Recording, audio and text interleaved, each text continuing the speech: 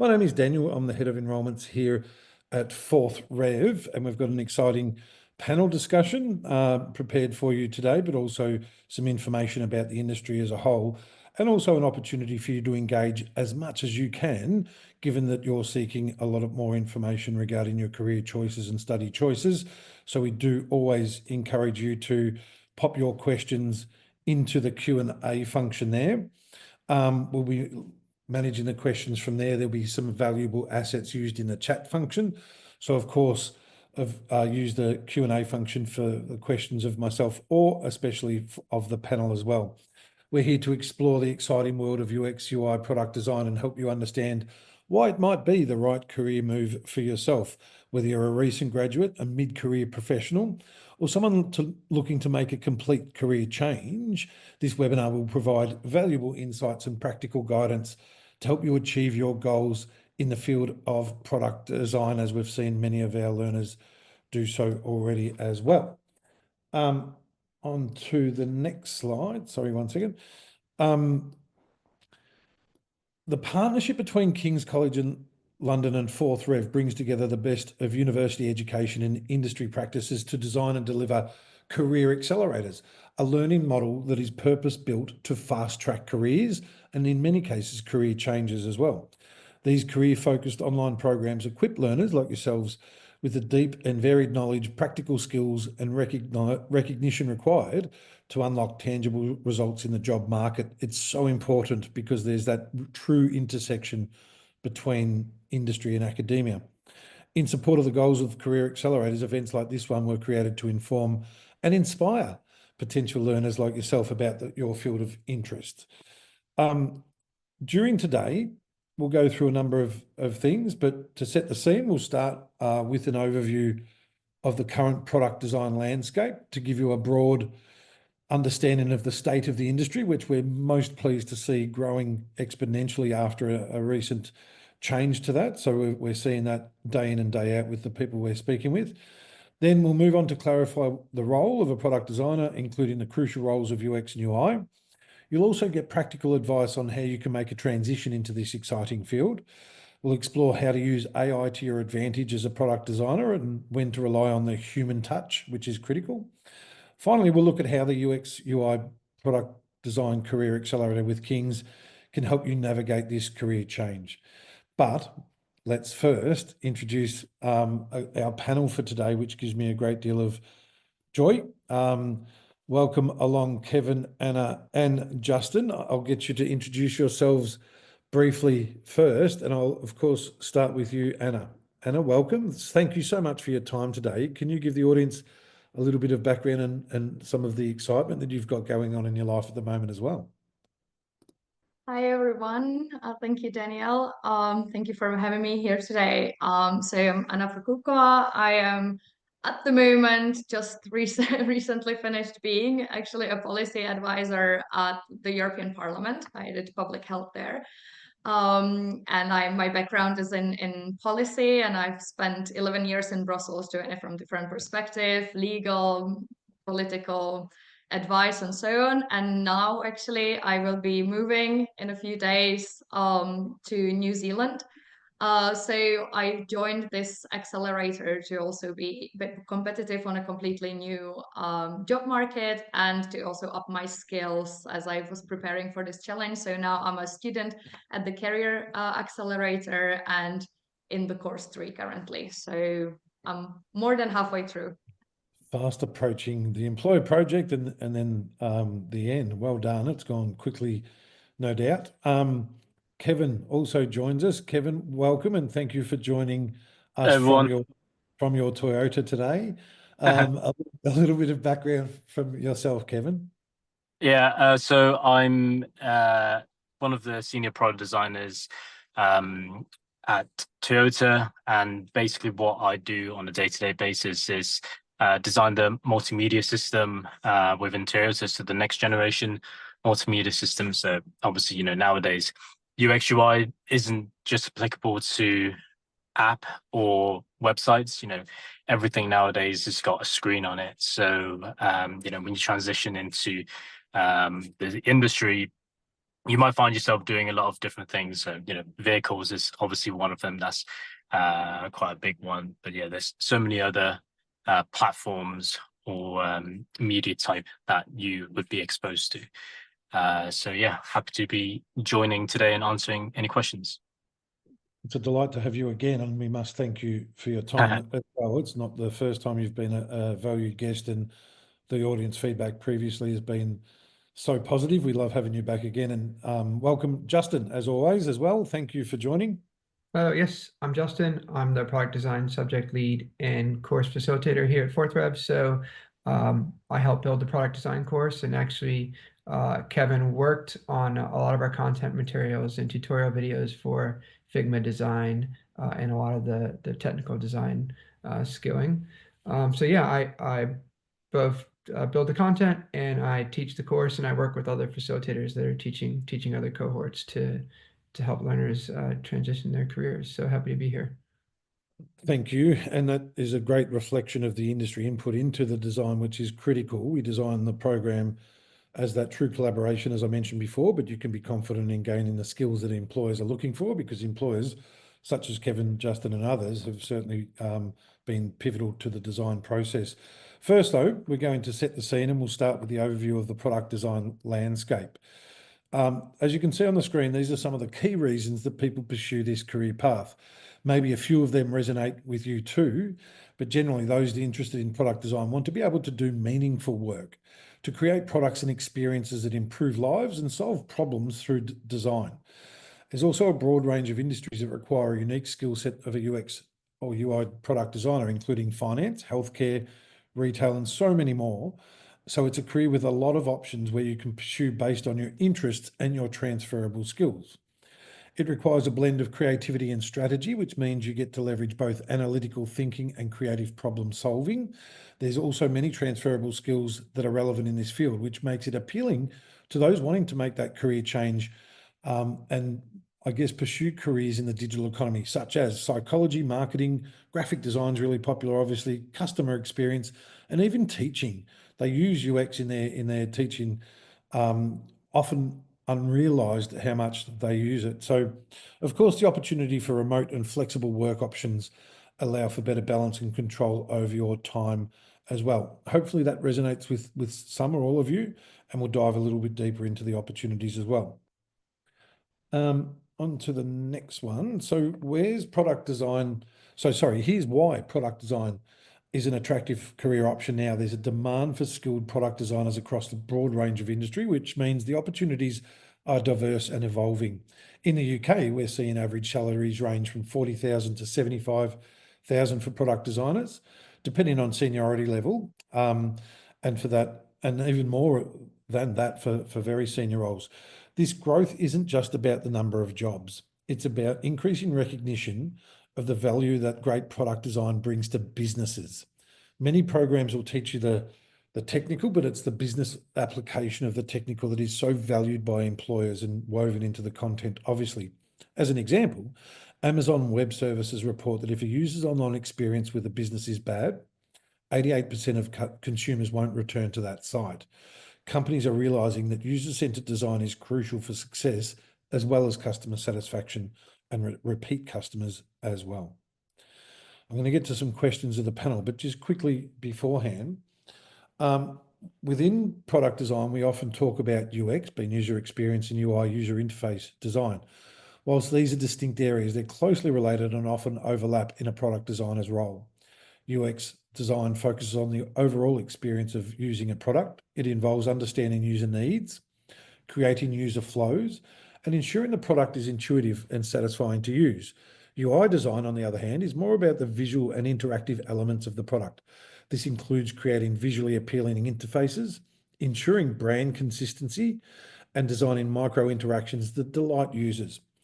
As a product designer, you'll have the skills in both areas. You'll need to have the skills in both areas, allowing you to create products that are both functional and beautiful.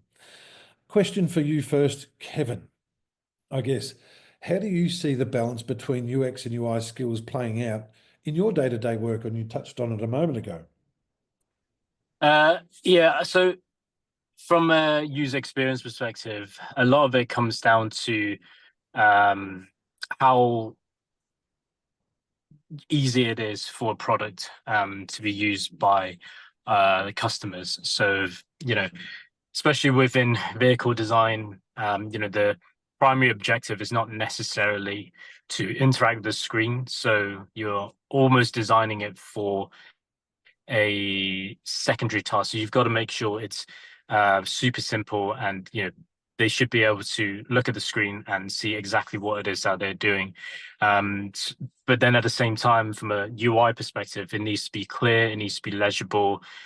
So there's a lot of different ways to balance UX and UI if you're designing vehicles. But then, you know, even if you're thinking about websites and apps, you know, nowadays you've got so many different websites that could be, you know, competing with you for, you know, for the same things. You know, you've got Netflix, Disney Plus, Amazon. You've got a lot of competition doing the same thing. So again, delivering a really good user experience is obviously crucial. And then from a UI perspective, making sure it aligns with the companies that you're representing. So, you know, if you're using Amazon app, you want it to look the same as Amazon Prime's video. So there's a lot of, you know, balancing between how a customer might want to use your product versus how you would want to design it and present it to them. So definitely, you know, really interesting industry to be in, and you know, it's always evolving as well. So what works now might not work in a year's time. So I think for me, that's always one of the joys of being in UX UI. I was conscious of that recently as I was in the market for a new car. And having listened to you previously, obviously the first thing you do is sit in the car in the showroom, touch the steering wheel, and you look directly at the interface thereafter. Yeah. And I did it with every car, and I think everyone would do similar. It's changed so much. It used to be looking under the hood and things like that, but the interface is just so critical in even the decision-making process now, let alone the experience when purchased. Yeah, I mean, one of the things I always say is, you know, the exterior of the car kind of attracts the user's attention initially, but then the interior of the car is what really sells. And nowadays, the infotainment system is pretty much one of the main selling factor now for cars, because you know, most cars, the interior they're pretty premium even for, like, you know, the low end vehicles. So yeah, it is just a lot of it is about, you know, how do you present, you know, the dashboard and, you know, all the screens and all the gadgets that are in the cars. Exactly. We won't ask you to show us yours because we're short of time. I've got a question for Anna next, though. Anna, what attracted you to product design? Was it more UX, UI, or the holistic approach to both? What was your motivation? Well, actually, I'm fairly new to all of this. Like the first time I actually heard about UX was when I was working on a legislation to create the European Health Data Space, which is basically connecting all the medical health records throughout the EU. And we were a lot of people in the room that had absolutely zero clue about UX, and we were in charge of actually making a legal framework for this. And in the end, I'm afraid we created an absolute monster with all the ministries of health with different rules and different implementations of the GDPR. And it was just such a complex. We've spent about 3 years negotiating this text, and good luck to those actually implementing it. So I this is the first time I heard about it, and I was like, okay, like maybe I can actually, this is an area. If you look at what I'm doing now, I'm kind of creating the legislative framework, but I'm really interested in what comes after. So I started looking into it, and this was at the same time where I was actually already knowing that I will be quitting my job in Brussels and that I will be moving to New Zealand, because that was a dream for me and my partner to live somewhere where there's a lot of nature. And well, so I was also like, I'm going to come to a new job market. I really want to be competitive, and given that I already had some transferable skills, which was, for instance, crunching big amounts of scientific data into more simple solutions, in this case, for decision makers, So I said, okay, maybe, and then UX, it sounded really interesting because it's all about critical thinking and about solutionizing and solving different problems. So I was more attracted to it. When I started the course, I didn't really know that much what to expect. I didn't really know what I will eventually like more. Now that I'm through sort of all the stages from user research through, you know, the information architecture, wireframing, doing the low fidelity, mid fidelity, and now actually toward the end, actually doing the high fidelity and starting to touch upon all the graphic design things that I find really frustrating and difficult. I can say that, yeah, I'm definitely more sticking to the UX that I think it's for me personally more close to home, let's say, and let the graphic designers of the course shine in the later stages. But it's really interesting. I wasn't sure what I will be into, but I like it generally, but I think that my strengths are definitely in the first bits. Isn't that interesting? And we're going to touch on it furthermore, but you've secured a role in New Zealand. Did they ask, or did you have the opportunity of showcasing any of your new skills learnt through the Career Accelerator in that process? Well, I did. So apart from an interview, I think I had like two, 3 rounds of interviews where it was waterfall of different questions. Then skills-wise, I had a task that they gave me. What they told me was a fictitious scenario, but it ended up being actually real with some, with some, of course, confidential information taken out of it. But they told me to actually take a completely new product that is entering in the market, and there was a medical product, and I was supposed to draw a strategy on how I would integrate that product into the healthcare system. So I had to suggest what basically policymakers and how hospitals should deal with that, and on all the levels. So that was the test. So it was more, and then later on, I actually got the position that is partly policy, so working with the government and advising them on how to make policy fit for practice, but also there is a part on project management and service design where it's actually making the services linked to healthcare practice better. So it's kind of a hybrid, this job, and the test was very close to what it is. That's fantastic. I love hearing that, and it's so invaluable to have those skills and opportunities to demonstrate how it impacts. I think is a key outcome as well. Thank you. We'll get to some questions also further down the line, and some for Justin as well. I just wanted to move on to next. Let me just see the slide we're on. Sorry. I guess looking at pathways to product design, and this is so interesting, and I think, and it might be testament also to the diverse nature of learners that we have. But one of the great things about product design is that it's a field that's highly relevant for those wanting to change careers. I might get everyone just to pop in the chat function, not the Q&A. Don't forget to pop your questions in the Q&A. But can you just pop one word in the chat function? Are you looking to change careers? Just put change, or advance your existing career in UX UI product design. Even if there's a career starter, you can put start, but are you looking to change or advance? And pop that in the chat and we'll have a look. But also there's many fields that people come from that seem unrelated, somewhat. And as example, and ones from where product design is more obvious of a next step. People come into product design from a variety of backgrounds. Some common paths include graphic design, web development, marketing, even fields like psychology, as I mentioned earlier. What these backgrounds often have in common is a mix of analytical thinking and creativity. There's also a lot of transferable skills that you can bring from these fields, which you'll see on right here. We'll cover this a bit later, but one of the keys to making a successful transition is to focus on developing the most valuable core skills needed in product design and building a portfolio that showcases them. This is where comprehensive education and practical training can be incredibly valuable. We'll talk more about that in a bit as well. It's great to see there's a good mix of changes and advances, and I think that ratio is probably indicative of those that we have in the program as a split. There's certainly advances with different degrees of experience looking to accelerate their careers, as is the term, and put that academic foundation behind their practical knowledge as well. And there's certainly many career changes looking to make that transition into a career they're passionate about as well, making a difference. On to the next slide, sorry. Essential skills to develop. Here are a few of those skills to become a successful product designer. There are several key skills you'll need to develop. User research. We've touched on that already with Anna's both previous and new role, learning how to gather and analyze user data.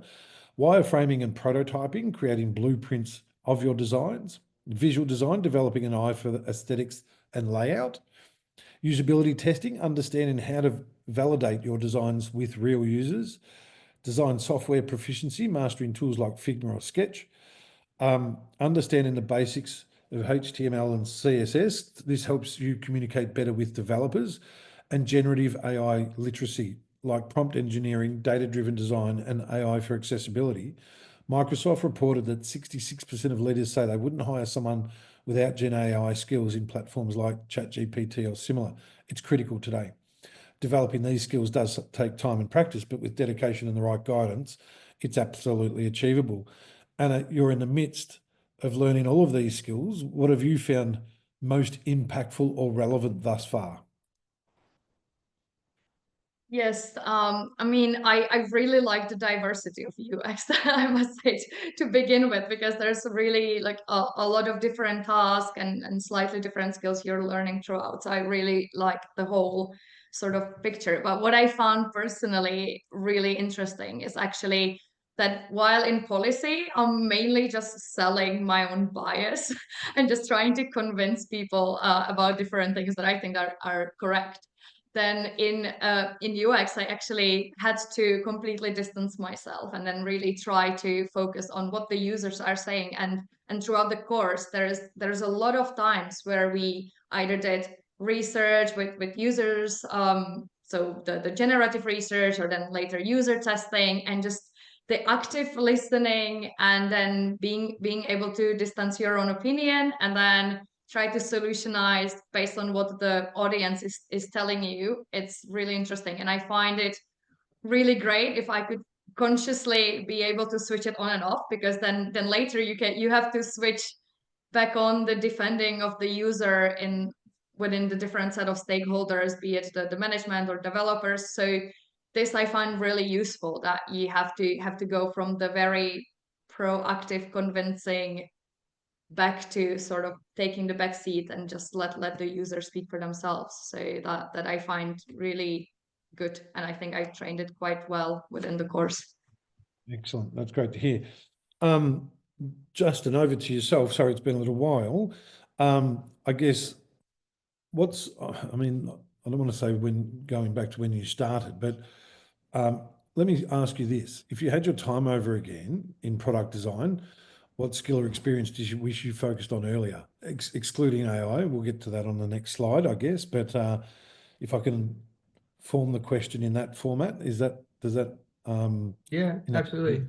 Yep. I think for me personally, it would be around the hard skill of designing and using design tools. So I did work at an agency, which is really great. So I got to work on probably maybe more projects in theory than if I had worked in-house to start. So I do recommend agency for a lot of people, but I kind of wish I had also done like a design challenge every week, or maybe even every day, which we do recommend some of our learners do, just have even more exposure. And especially with UI, I think if I focused on that earlier, I would have become a more efficient designer. And so I really just developed my UX design skills. So designing wireframes, which is more black and white, not high fidelity. You need a lot more skill and knowledge, as Anna's learning in course 3, to apply that to high fidelity design. And although I much prefer the UX side of things, similar to Anna, my career has actually shifted from a UX generalist and designer to focusing on UX research and service design, where I love. If I had built that skill in UI design, which I don't have, then I wouldn't be as pigeonholed when it comes to jobs, especially if the job market gets tough. Then you have a lot more career opportunities. Someone like, you know, Kevin, for example, he can do UX and UI both very well, will have like you know, twice as many job opportunities. So I think doing UI early on and like I think would have been really good for my career. I think the other two things I will say is one is develop a really strong mentor relationship. So I had people within the agency that I worked for that I looked up to and was asking questions and learning from, but it wasn't like, you know, a true mentorship relationship. And I had one colleague who really did embrace this mentorship relationship, and her capabilities and career trajectory just took off. So it was quite noticeable. And, you know, I was listening to a podcast. I think I've said it before on one of our webinars, Daniel, but it's, you know, it's even worth paying for a mentor. I mean, why would you do something completely blind the first time when you can have someone who's done it before get you to success faster? Like the ROI, the return on investment is there. So mentorship would be another one. And then my last thing is not moving to management too fast. So this is really tied to designing, spending more time actually designing. So it's not necessarily a bad thing. Obviously, like, you know, I had career progression, I had salary increase, but when you start managing, which I did within 3 years of being a designer, which is quite young, you stop designing. I tried to do projects, but when you're managing, you know, 5, 10, 15 people, it's just you become a bottleneck. So you stop being like a contributor to the design and you end up reviewing design and giving feedback on design. And of course, I stayed up to date with the best practice, but you become less good at using the design tools, even though like you understand what good design practice is. Like you just aren't as good when you move to management quicker. So if you can like stay an individual contributor for longer, maybe I would have done 2 or 3 more years designing before taking a management role. But yeah, at the same time, I love managing people, and I did get those salary bumps early on. I don't know if long term it was the best decision, but I'm happy with my choices. But those are my 3 UI skills, mentor, and design longer rather than go into management. That's really good, and I'd implore anyone to write that down, but it's a great insight and always valuable to hear from someone like yourself that's been through that journey and can answer that question with the complete honesty you just did. I much appreciate it. But let's look at another exciting area that's shaping the future of product design in AI. And I did see a question somewhere regarding that. Just a reminder for everyone to put your questions in the Q&A function. I'm checking that, not so much the chat function. AI, it's so exciting, and there's so much, I guess, fear around it in some ways, but we're here to not only dispel that, but also assist people in understanding there's a great deal of benefit. There's also a lot of hype, obviously, around AI, and a lot of that is justified. It is changing how we work. But we also need to take a step back and see exactly where it's useful and where it's not. So while AI alone is not going to make you the best product designer out there, knowledge of what opportunities exist for AI in your role and learning to harness them can be a powerful career differentiator. You saw the stats that I read out before regarding Microsoft and the need to hire people with Gen AI literacy. It's already reshaping UX and UI, helping in areas like user research, wireframing, and rapid prototyping, personalization at scale, and accessibility. It still needs that human element though. And that comes down to efficiency. I'm really keen to get Kevin's insights into this, but there are also clear areas where that human touch still has the edge. And most of it evolves around our innate knowledge of what it actually means to be a human. And UX UI design is so human-centered in that relationship. So areas like empathy, creative intuition, and an understanding of emotional needs. Question for Kevin: how has AI changed the way you work in product design? So from a design perspective, AI is really good at generating loads of initial designs. And also when you're doing a lot of quantitative research, is really good at analyzing all of that. So rather than having, you know, someone sit through loads of data on a spreadsheet and looking at all the different results, you know, AI can literally just within a split second just generate the output. So that's probably one of the best area in which I think AI has been really helpful for from a UX UI perspective. On the UI perspective, you know, as you were saying about applying human empathy. So personally, I have not seen anyone been replaced by AI. You know, that was always the fear from a lot of people, that's going to take our jobs and things like that. But I think it's more just helping you be more efficient with creating workflows. So you know, it's, I think Figma has got a AI tool within it, and you know, Photoshop and all these other design applications now. And yeah, it's really good at just like churning out loads of initial designs for you. It's more applicable for app and web design because it's got a lot more to learn from, less so from a infotainment system perspective. But you know, when we're doing any, you know, app or you know, web design, it's definitely something that, you know, we do take advantage of. Because rather than having, you know, I can only do so many designs in one day, even if it's just really rough initial sketches. But literally, AI can generate 100 of them within the time that I can do one.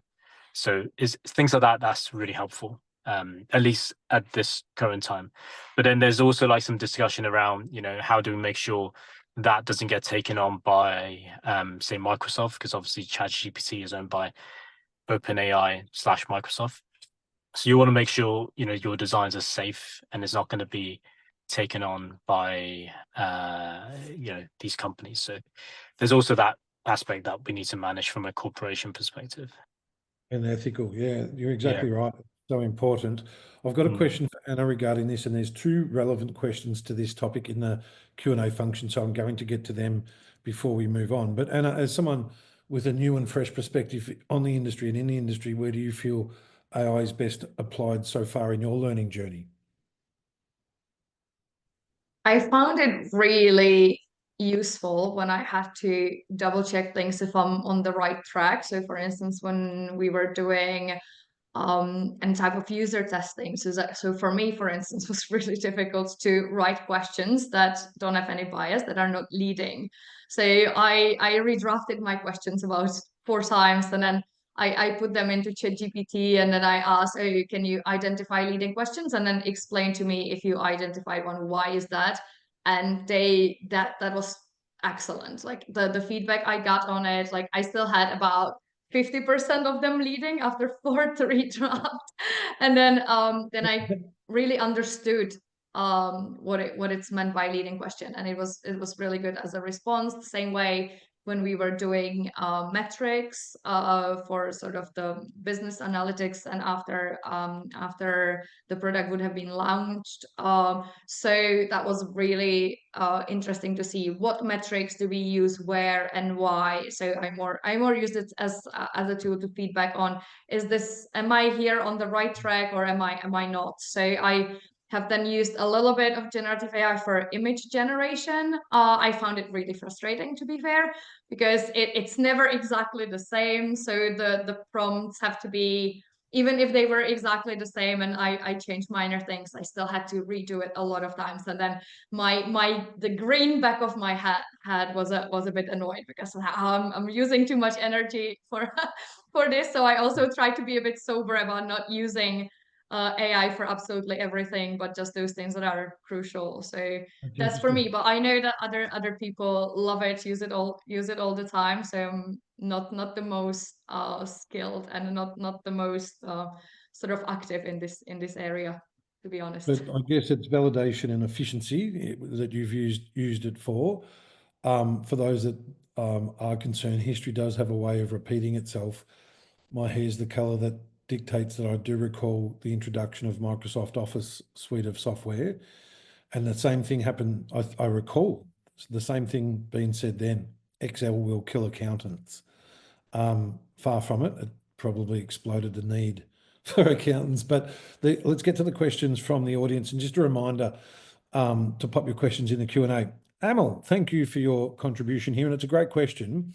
For Kevin and Justin, can you share an example of a product where generative AI improved its design, and in particular, what specific aspect of AI contributed to the improvement? Is that something that either of you can answer?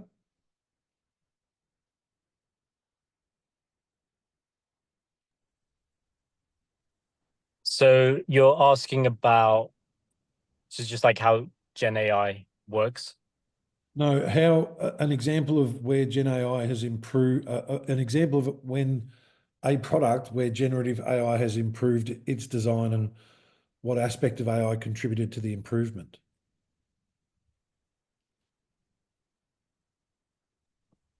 I think from where I work perspective, haven't really had much use of generative AI for, our design, as I mentioned previously. But yeah, most of it is most of the time what we're doing now is the analyzing the data and using that data to feed into our designs. That's where, from a work perspective, that's most applicable from our end. Don't know if Justin, you've got any other examples? Yeah, I mean, I was going to say typically it's not like the actual output, the design output that is the result of using AI. It is, so from the research perspective, it's analyzing the data, but it's also a lot of tasks are being are saving a lot of human hours in work, which can allow them to focus on like the actual user experience of the product. So for example, Figma has an AI feature that like automatically names your layers. So in a design file, you'll have a lot of different layers, and it can like automatically name your layers, which makes it really easy for developer handoff when you hand it to developers to put into code. So it simplifies that process and reduces the error of mistake. I don't know if like there's generally some people are using it for ideation, but I don't know of an example where like AI has come up with like the key improvement or suggestion. I know that like when I've looked at course content, I've used it to ideate on ideas of content or how to present it. So yeah, I don't have a specific example where I think it's not been supported by human decisions as well. Well, it's a good question, Emma. And I think the other thing is it's probably got many products, and will certainly, moving forward, get many, many more products to market quicker through the efficiencies that it creates. And I Yeah, guess happened a lot. yeah, I think that'll just keep happening. It's like the simpler tasks that are just, the time is being reduced. That's making it quicker. Exactly. Key has a question here. Thank you, Key. We are looking for and appreciate your contribution. Key's asked, how do you see the opportunities for UX UI design and research with the rapid growth of AI? Obviously, many junior jobs will be replaced by AI workflow. Which aspect should we focus in UX UI to give ourselves a better edge? Yep, go Justin. Yeah, I can answer that. I think like first it's important to note that like junior UX designers aren't actually doing anything different than the senior UX designers from a practical perspective. It's not like they do just one element, like they get to name the file, or just do one box. They're doing the same work as the senior designer. Usually they're working on lower risk projects, or they get more time to do work because the impact is, or they're having review by senior designers. So the jobs aren't being replaced. I think like in reality, okay, jobs might end up decreasing a little because people are working more efficiently and more productive. But at the same time, you have AI tools that are coming out everywhere, and that's resulting in more design teams to support these AI tools. So I don't know if it evens out, but specific junior jobs are not replaced. So in terms of like where to focus, I think like, I mean, gone are the days already. Kevin knows this with Figma of like super pixel pushing that we had to do when we started, which is part of why I wasn't like super into UI, because like you were having to focus so much on like everything pixel perfect, and even that has been automated with the help of AI before the Gen AI explosion. So I think focusing on the UX side of things is really crucial. Still knowing how to do UI design, but leveraging design tools where they support. So Figma has AI beta, like get familiar with that. But it's still not quite there yet. So I think like keep up to date with these tools so that like as a designer, you can work more efficiently. That puts you ahead of other people.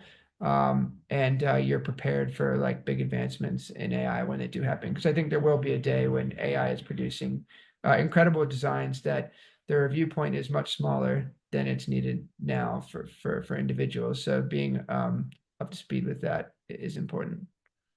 Perfect. Thank you kindly. I'm conscious of time, and we're going to move on and get some more questions from the audience as we go. So if we look at the roadmap to product design career, now that you've obviously seen what a product designer does, or reaffirmed for those that mention your advances and the skills required, let's look at a clear, practical roadmap to help you make the transition. Firstly, identify your transferable skills. In the Career Accelerator, this is also supported with a career coach, and I'll touch on that toward the end, importantly. But you might be surprised at how many skills from your current or past roles already align with UX and UI product design, whether it's problem solving, visual storytelling, or customer empathy and an understanding of journey. Next, engage in structured training, practical project-based courses from credible institutions, none more so than King globally, can give you both the technical and strategic skills required to succeed, as well as the backing in to stand out in the market. Then it's all about your portfolio. This is proof of your capabilities. People often think that the portfolio needs to be whiz bang from the start. It doesn't. It needs to show a journey, and we've got some examples from previous learners as well. But even if you haven't had client work, you can build case studies in the practical courses you choose, as well as through hackathons, volunteering, or even redesigning existing products in a way that might be captivating. Don't go it alone. Justin mentioned this really strongly earlier. Actively seek support or mentorship, whether it is a mentor, whether it's a career coach as a part of the Career Accelerator, or external, or a peer community, of which there's plenty in product design. Having the right people in your corner can help accelerate your progress. And finally, it's navigating the job market with confidence, but it's also understanding sometimes how the job market works and the power of networking. Again, actively seeking that support. Many roles aren't advertised, but use the tools and support you've gained to stand out in applications, interview, and networking opportunities. Each step builds on the one before, and with the right approach, breaking into product design is absolutely within reach, especially demonstrating that you've got the most up-to-date and industry-relevant skills. Before we move on, just a reminder, pop your questions in the Q&A. I'm going to give an overview quickly of the Career Accelerator now, and ask Anna a little bit more about her experience within.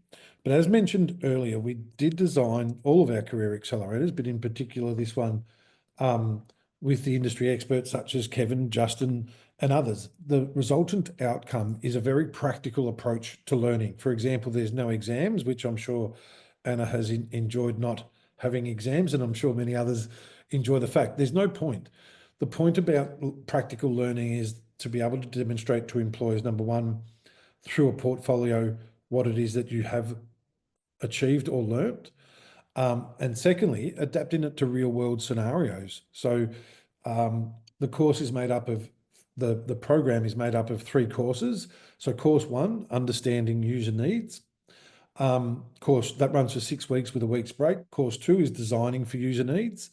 Again, a 6-week course with a week break before user-centered optimization, taking you through that whole life cycle process. Your learning outcomes then enable your participation in a live industry-facing project with the likes of Sky and many others that we've worked with. That is really the cornerstone, is what Anna's about to embark on, where learners, you'll be grouped together in a team, and you'll meet with one of our employer partners, such as Sky in the current intake. They will present to you an amazing but real challenge within their organisation, and as a team, using the skills that you've obtained from those first 3 courses, come up with innovative and tangible solutions to that design challenge that they present. And then you'll present back to them your innovative and tangible solutions in a consultancy style presentation. The benefit of that is numerous. Firstly, it's practical application of learning in a real world sense. It is brilliant for networking both with your peers, which is most valuable, but also leaders of industry. And lastly, whether it is looking for career advancement or a career change, it is a much more powerful demonstration of your value to a prospective employer or current employer to demonstrate that you've applied these skills in a real world setting with the likes of an organisation such as Sky or Sky Glass. There is integrated AI learning, obviously exploring the latest advancements in AI and their impact on product design in live sessions. You'll cover relevant AI topics and such as AI for productivity, user research and UI design through a masterclass series of number of programs, masterclasses throughout the course. Justin, do you want to touch on that quickly as to how that's benefited learners rather than having a specific module on AI that changes so quickly, having up-to-date industry input into the sessions?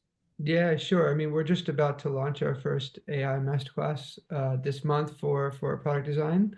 I mean, there's a couple reasons why it's separate. I think one is if you teach too many AI tips early on, I think the foundations of design might not be properly learned.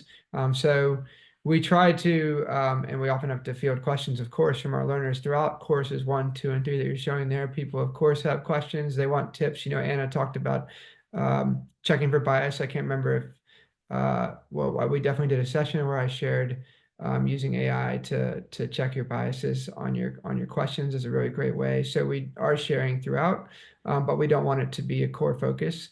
And then, of course, the AI landscape is changing quite rapidly. You need to update content at least once a year.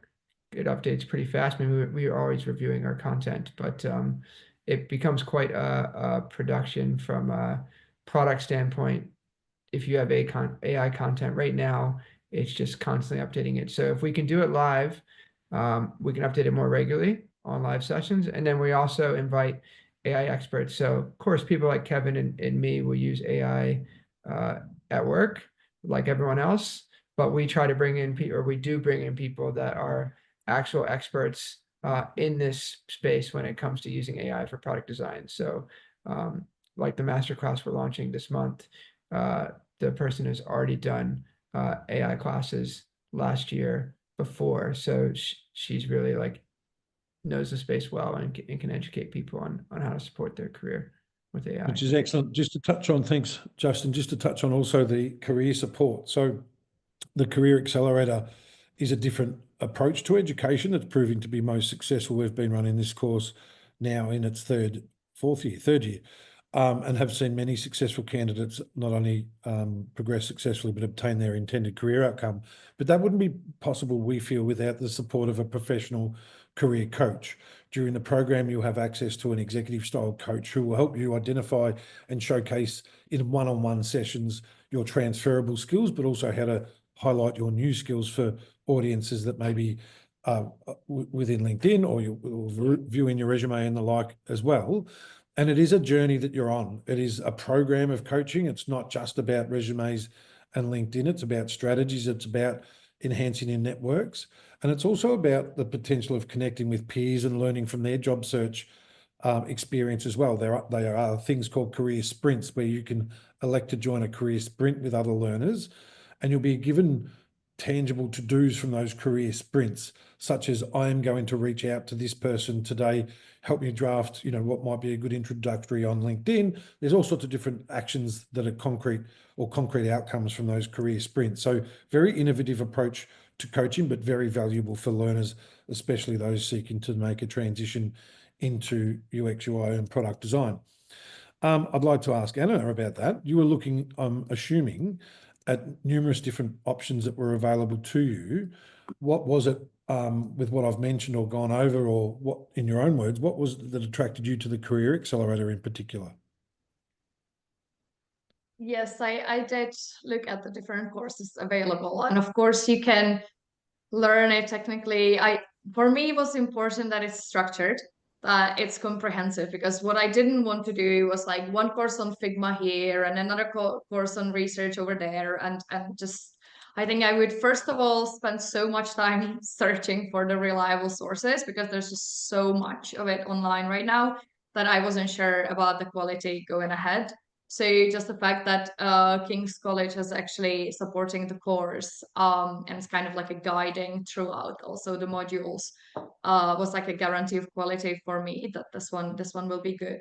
Then also, of course, I went through the entire brochure. That was 10 pages or so on and so forth, where it was very well explained what each course does, what the assignments are about, what are the learning outcomes. So it was very concrete, and for me that was important. I knew what what I can expect. I knew it was going to be comprehensive, and then of course, as you said, there's no exams. Well, I'm actually a person who doesn't mind exams, but I really like the fact that it was assignment based, and there are deadlines there, and it's not like, hey, I'll do this sometimes later, never probably, right? Because then other things come in a way. No, you have every 6 weeks, you have an assignment that you have to deliver. So you know it from the very beginning. You manage your time as you want throughout those 6 weeks, but that deadline is there, and that kind of motivates the learners to do it in time. Also, yeah, as you mentioned, the career coaching, that was a big one. I like that this is not just about learning things, but actually applying them in practice. There's a lot of support on how to build portfolios. Then from the career coach, that's one-on-one. So it's really up to you how you use your time with your career coach. I think that throughout within the student community, we are in very different places. Sometimes some people are a bit more sort of new to having LinkedIn and networking. Some people have networked their entire career, so for them it's very natural. So the career coach will help you navigate the stage that you're at. So for me, especially what I dealt with my career coach was a bit more, how do I enter this new job market that I know nothing about in a country where I don't know anyone? Because of course, for me, if I wanted to have a new job in Brussels, I can walk into a few of them tomorrow because I know the town and I know the people. But in New Zealand, that wasn't the case. And I did have some anxiety also entering the job market. So the career coach really helped me just kind of celebrate the little wins and just navigate the journey, how to approach new market, how to approach new country. We also discussed, I'm also volunteering with an NGO. I'm building their website and I'm doing their like more advocacy strategy at the moment as well. So they also encourage you to volunteer while you're at the course, to also build your portfolio further. So yeah, it's very comprehensive. So I could only recommend it because I'm very happy for, you know, like for the quality of the services I've gotten out of the course, basically. So that's for me, I was very happy with the whole package. Good on you, and thank you, Anna. And I guess ensuring or having the backing of a most trusted university and globally recognised for digital humanities is seeing us attract learners from different parts of the world, even New Zealand now. I'm going to get to some questions from the audience and then we'll do a wrap and thank the panel. And I've got, oh, sorry, before I go on, sorry, Sam, I might just go back one slide if I can. I just wanted to finish off giving information surrounding this for the audience. So the cost of the Career Accelerator is £5,995, and that includes the executive career coaching. There's nothing more to purchase. You'll qualify for a concession of £500 for those fees if you elect to pay up front, taking £500 off, or we do offer flexible payment plans over 6 months, or there is an advanced 24-month option, both having no interest associated with them, making them more accessible for you as a learner. But the return on investment is evident in the obvious career change and I guess satisfaction that you have through making that journey and ultimately the outcome that you're seeking. Most importantly, the best thing that you can do is to book a time if you haven't yet spoken with your enrollment advisor. There's a link in the chat coming up, and you'll be able to speak openly and honestly with someone that's going to take a great deal of care in your life decision, which is really, really important, as we know it's an important decision for you. Conscious of time, I want to get to these two questions. Alina, thank you. Alina says, I'm currently a front-end developer and I would like to incorporate UX UI design in my day-to-day work. How can I combine these two fields? Also, in what type of organisation would it be best for a newbie to start? Many thanks. I'm going to see if Kevin has any thoughts on that, but I'll also give my own as well. Do you see front-end developers also incorporating UX UI design into their work, Kevin? Yeah, I saw both the questions. So, from back end and front end perspective, I think it's a very easy transition, to be honest. And just to give some examples, I've worked with people who, they worked in a shop. They were a shop manager, like a physical shop, and they were able to use the experience and kind of translate that to UX UI. So for me, I would say UX UI is probably one of the industry that is, I don't want to say easy, but like it is definitely very doable for anyone within any industry to go into, because it's such a young industry. And from a design perspective, if you're already a front end developer, I guess you will be able to see a lot of issues going on with different websites. So one thing that you can definitely do is start doing maybe just analyze the website, see just even from your own personal perspective what you think can be improved, and do some designs based on that. And obviously with the front end experience advantage, you can even code that website up. So that's probably how I would think about it if you're just looking at it short term, just to get some ideas. But obviously from a long term perspective, if you want to really learn in depth, then obviously this course is very good for that. And part of I think you mentioned earlier, Dan, is it's backed by a prestigious university, and I think that's probably one of the main benefits that I think is good about this course. Working you're working with not just a company that is specifically providing a catered course, but having that prestigious university backing as well was really good. Yeah, So, that's a reason behind it, that Kings are so renowned for. Great question, Alina, and thank you, Kevin, as well. And Jamila, thank you for your question. I think it's the same in how feasible it would be. It's very feasible for both. I'm conscious of time, and I do want to let the audience know about something more before we go. Emil has got one more question. I think it's a really good one. Based on your industry experience, do you think the future of UI design will continue to prioritize familiarity and usability, or shift towards more creative and unconventional approaches? It's an interesting one. Go, Kevin. Yeah, so one of the things that I'm kind of working on at the moment is recognition rather than recall. So, when you're designing something, we want people to just be familiar with it straight away and know how to do something, rather than having to remember how the interaction works. So, say for example with Google Maps, if you were to search for something, the search function is just there on the map immediately. You don't have to go looking for it. Different platforms, especially different manufacturers as well, they might have hidden it. Like you might need to tap somewhere before the icon drops down. So it's with things like that where a lot of it is going to be prioritizing, as you say, like the familiarity and usability of it. And then, but then at the same time, how do you incorporate some of that creativity into the design? Because, as a designer, you do want to try and incorporate some of your own funky ideas into it. So it's kind of like a balancing act. And, over time, it might evolve. So maybe about 10 years ago, the trend was very much skeuomorphosis. So making buttons look like actual physical buttons. So like everything was 3D. So if you look at like old iPhone 3G and iPhone 4s, all the buttons were very much like looking like actually sticking out so you can press it. But nowadays, everybody's familiar with phones and websites now that buttons are no longer like that. So so some part of it's to do with trend, part of it's to do with making sure the customers or users are can carry out the task straight away, immediately, and then lastly, mixing your own creativity. Ease of use and familiarity. Justin and Kevin and I assume Anna have to go. I'm going to stick around just to wrap things up and offer something for the audience as well. But I'd like to take this opportunity of saying thank you to Anna, Kevin, and Justin for your inspiring insights. I hope they've hope you've enjoyed it, but I'm sure the audience have gained a lot from your expertise and your experiences as well.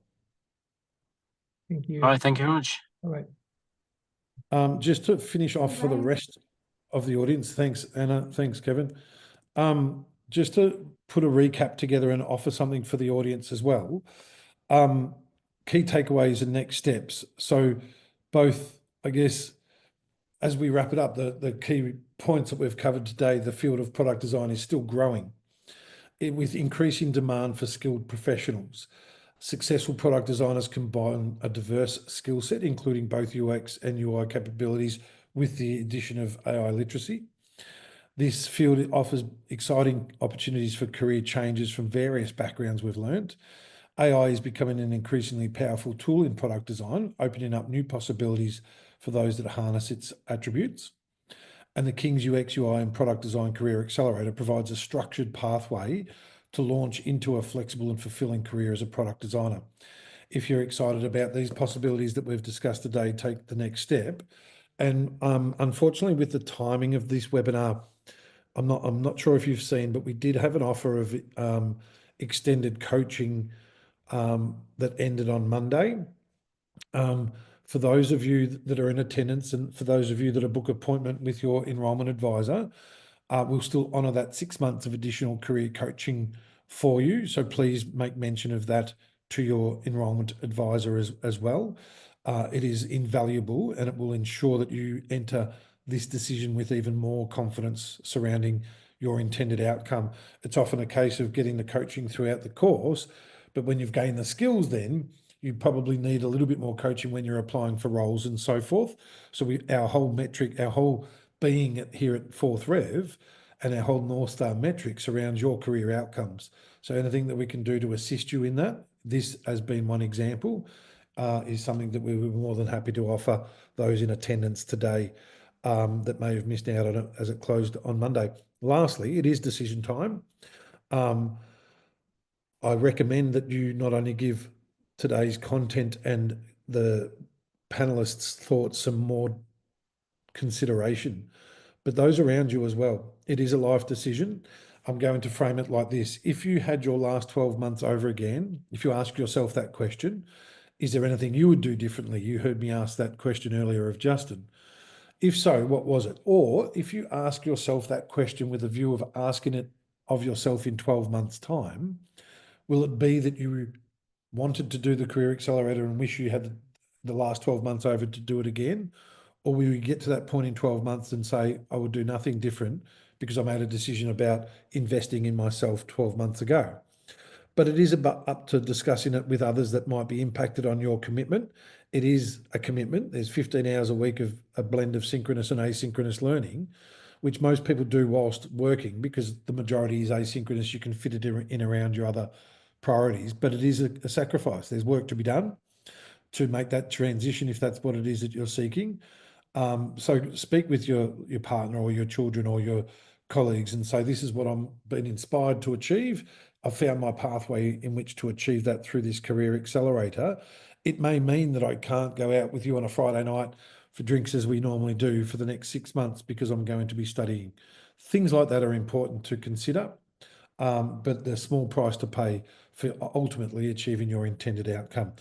Congratulations on taking the step that you have today. It's a very valuable one. You've heard from some amazing people, including Anna, who's obviously currently studying and has leveraged the outcomes that she's obtained already to obtain a new role all the way across the world in New Zealand. And you couldn't get two better professionals to hear from than the two other gentlemen on our panel today as well. So please take the time to now sit back and consider your options, book a time with your enrolment advisor. It's the best thing that you can do. And we look forward to welcoming, supporting you through the Career Accelerator, but especially celebrating your success as you graduate and obtain your intended career outcome. Well done, everyone, and have a great day.